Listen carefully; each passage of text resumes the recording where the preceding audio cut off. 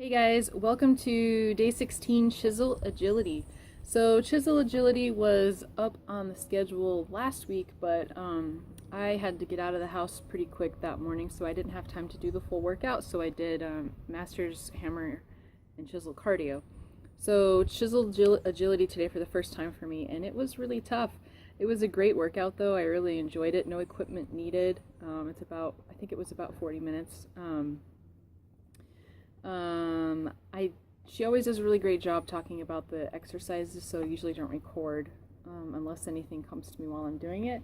But one thing I can mention though is she does have a few rotating sort of jump moves with a rotating squat jump and then this other rotating lunge where you do a lunge and then you jump to the other side and do a lunge again. If you have bad knees like me, you can just do a squat jump, staying in place without twisting around. The whole twisting motion for me and my knees is bad news. It usually makes me really sore, and I'm prone to injury when I do stuff like that. So that's an option for you if you've got bad knees. Just do a regular squat jump facing forward without twisting back and forth, and same with the lunges, just do regular lunges. If it's still high impact for you and it still bothers your knees, you don't have to do the movement where you jump up in the air. You can just do the squat and just make sure you squeeze at the top of your squat and squeeze those glutes and hold your core tight. And through the whole workout, I mean, any workout you're doing, any exercises you're doing, always engage your core. It's going to protect your back and give your core an extra workout. So today is end of week 2 and also my Friday wrap up for the previous week. So in doing measurements today and weight today reminded me that, because I got frustrated for a really tiny bit, and then I remembered that, when you start a new workout program, that first week you're going to have awesome results. You're going to drop pounds because of bloat and water weight. You're going to drop inches because you started a new program, and you're going to have kick-ass results, and you're going to be super excited and motivated. And then you're going to take measurements the second week, and it's not going to be as awesome. And you have to remember, this isn't a reality TV show. This isn't like Biggest Loser, where you're going to be dropping these huge numbers every single week because you're working out 8 hours a day and someone's really restricting your calorie intake and monitoring what you eat.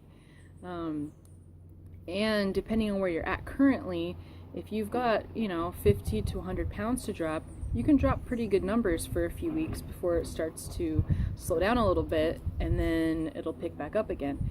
If you're like me, where you have maybe 20, 30 pounds to drop, but you're also trying to put on a lot of muscle, you're going to drop weight one week, you might gain a little the next week, you might gain a little the following week, and then drop some, and then plateau for a week. And so you have to be really patient with the process. You have to trust the process.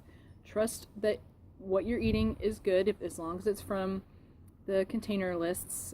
You're eating the right amount of containers every day, which this past week there were 2 days I had extra calories.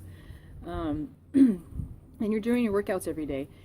The biggest, the magic ingredient for getting your health and fitness goals and reaching them is time.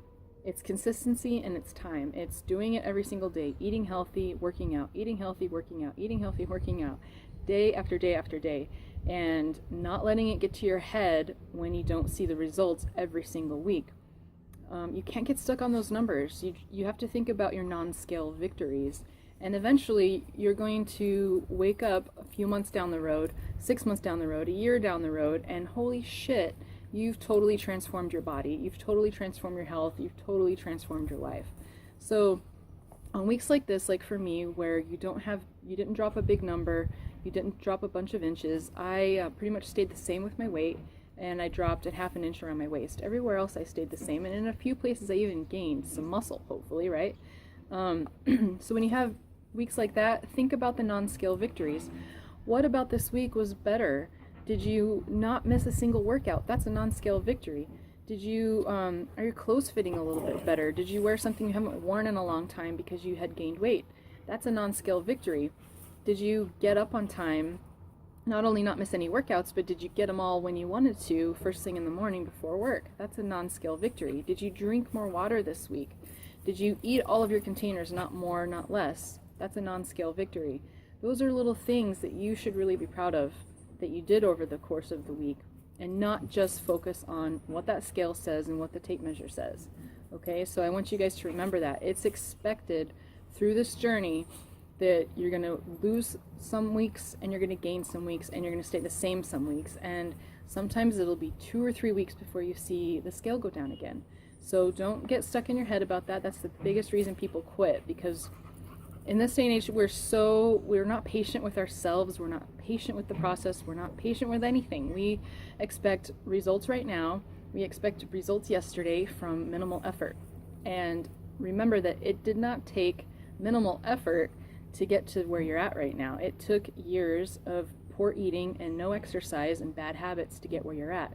So you have to retrain your brain, retrain your body, retrain your stomach to live in a healthier way, and that takes time, and it takes patience, it takes strengthening your willpower, it takes some little failures and some step backs and then some step forwards. And so the people that really have that transformation, that see the amazing results, are the people that even when it sucked, even when they didn't want to do it, even when the results weren't what they expected, they kept doing it. So this video went a little bit longer than my usual videos, but I just wanted to remind you guys what's really important that you need to focus on as far as getting results, and that's being consistent and being patient. So I hope you guys have a great weekend, and I'll talk to you tomorrow.